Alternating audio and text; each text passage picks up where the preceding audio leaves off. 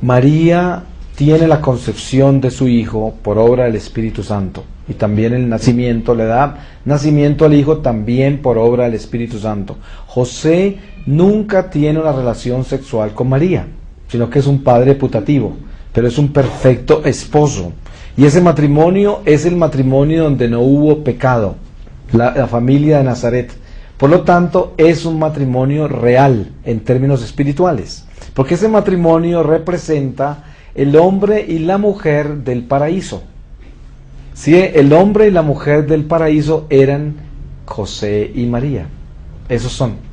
Entonces, a pesar de que en José no vemos una concepción sin mancha, un hombre que nace sin pecado, no lo vemos. Sin embargo, por el restablecimiento del nuevo Adán se hace en Jesús, porque Jesús se convierte, por ser Dios mismo y por ser dentro de las tres personas igual el Espíritu Santo, porque son el mismo Dios, se convierte en el esposo de su propia madre, ¿cierto? Místicamente hablando. Fíjense en que el Espíritu Santo es parte de la Trinidad, y la Trinidad, Padre, Hijo, Espíritu Santo, son tres personas distintas, un solo Dios verdadero. Entonces, el mismo Dios que en la persona del Hijo entra en el vientre de María y la convierte en madre de Dios, ese mismo Dios se convierte luego en esposo de ella por el Espíritu Santo para traer la iglesia. Y lo que hace es que eleva a José al estado místico espiritual de un Cristo vivo.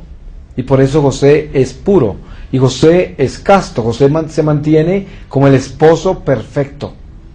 Ustedes oyen historias de ancianos que de pronto cuentan, en Colombia he escuchado varias historias así, en países católicos se oye de eso, en Irlanda he conocido situaciones así, en que una pareja tuvo hijos, digamos 5 hijos, 10 hijos, cosa que no es muy común hoy ya, y de repente cuando tuvieron todos los hijos decidieron entrar en castidad y ya no tienen vida sexual, le ofrecieron su vida a Dios, porque ya tuvieron los hijos que tuvieron, ya saben que no van a tener más, ya lo saben de alguna manera, y ya le ofrecen su vida al Señor y no tienen vida sexual, y entran en una castidad, no porque condenen la vida sexual, sino porque es una decisión personal que tomaron y son capaces de llevarla sin caer en tentación, porque están preparados para eso.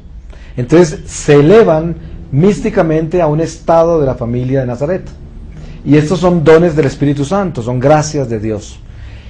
El sentido espiritual del matrimonio debe siempre ser elevado a la casa de Nazaret, al hogar de Nazaret.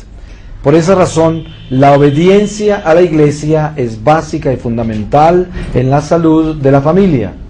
Si nosotros obedecemos a la iglesia, antes de casarnos nos preparamos y tenemos una preparación prematrimonial y la iglesia nos instruye.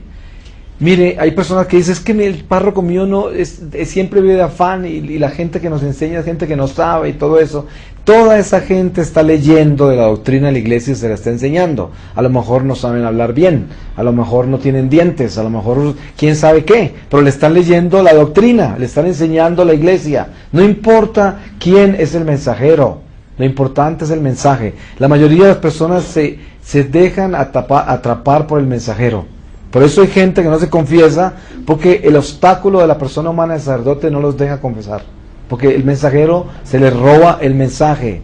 Por la vanidad, por la pretensión, nuestra humanidad rebelde se rebela contra el mensajero. Y Dios nos habla a nosotros a través de mensajeros. Acordémonos de eso. Dios se puede presentar como un pordiosero, se puede presentar como lo que sea. Y si uno no tiene ese amor, esa caridad, esa compasión con el prójimo, se va a perder las oportunidades de lo que Dios le quiere decir. Porque seguramente le va a contar lo que usted necesita saber a través de la persona que usted menos aprecia. Y por esa razón, Dios nos llama a amar a nuestros enemigos. Generalmente nuestros enemigos son los que nos cantan la verdad, que otros no nos cantan, ¿cierto?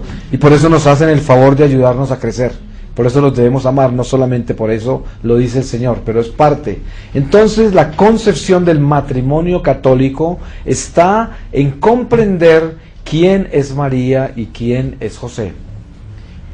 Algo muy importante en el Evangelio sobre el matrimonio católico es las bodas de Canaán.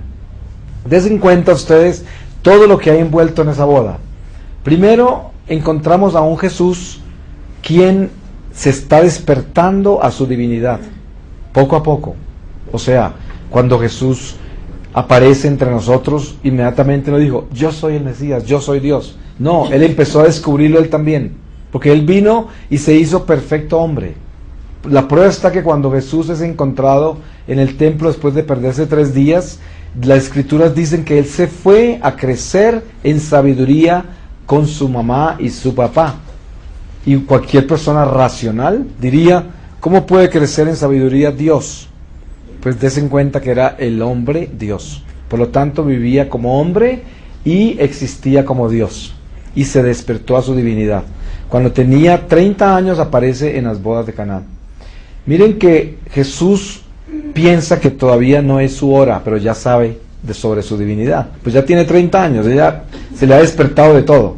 Pero Él dice, pero no es mi hora, no es mi tiempo. ¿Qué quieres de mí, mujer? Le dice a la Virgen María. Pero es que la obra salvífica, la obra de la salvación envuelve a María como corredentora. Ella es parte de toda la etapa de la redención nuestra. Toda etapa. Ahí está María en todo, absolutamente en todo. Entonces, María es el motor de la primera manifestación pública sobrenatural del Mesías, que es su propio Hijo, que Dios concibe en su vientre en forma sobrenatural. Cuando Jesús se expresa sobrenaturalmente, se expresa primero sobre el milagro que es la purificación, sobre el agua. Miren que primero es el bautismo del agua. El matrimonio es el costado de Jesús.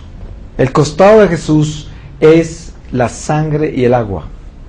En la sangre y el agua, que son testigos, son testigos en la tierra de esa redención, en Cristo nuestro Señor, son la unción sacramental, porque de esa sangre y de esa agua nace la Eucaristía, y la Eucaristía es el centro de todos los sacramentos, porque nosotros a través de la Eucaristía es un sol, es el sol que viene de lo alto, la luz que viene de lo alto, y ese sol es el sol a través, todo lo demás gira alrededor de ese sol.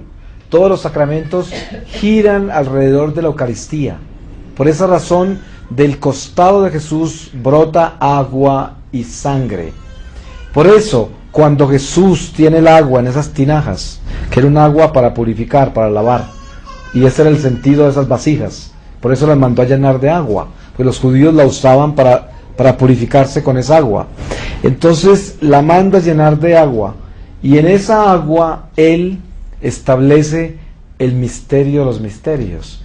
Viene a traer el milagro eucarístico de la unción sacramental del matrimonio, porque ahí establece un sacramento y eleva la ley de Moisés a una vida sobrenatural sacramental, y del agua hace vino, y hace el mejor vino.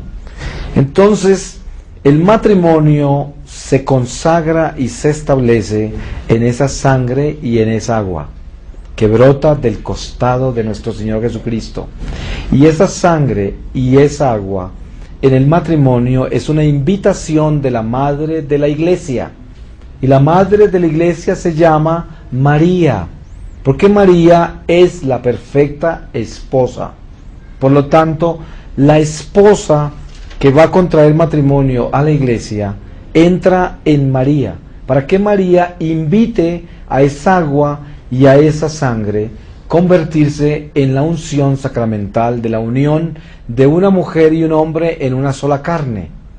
El hombre que entra al sacramento del matrimonio entra a través de José, y debe entrar místicamente hablando, porque hoy en día esto es casi que un escándalo decirlo, pero el hombre debía entrar también casto y puro, debía entrar virgen al matrimonio. Algo que piensen ustedes en el mundo que vivimos hoy. En el pasado, en la antigüedad, solamente los paganos llegaban sin ser vírgenes al matrimonio, porque ellos no conocían de estas cosas. Pero todo el pueblo de Dios siempre llegó virgen al matrimonio, y los católicos por generaciones, pero eso ya no existe, escasamente existe, ya ni la mujer. Pero porque así estamos de perdidos. Y desen cuenta lo difícil que es remendar, reparar el daño que el diablo nos ha hecho a través de los años. Se nos robó la esencia de nuestro matrimonio, que es la virginidad. Se la robó.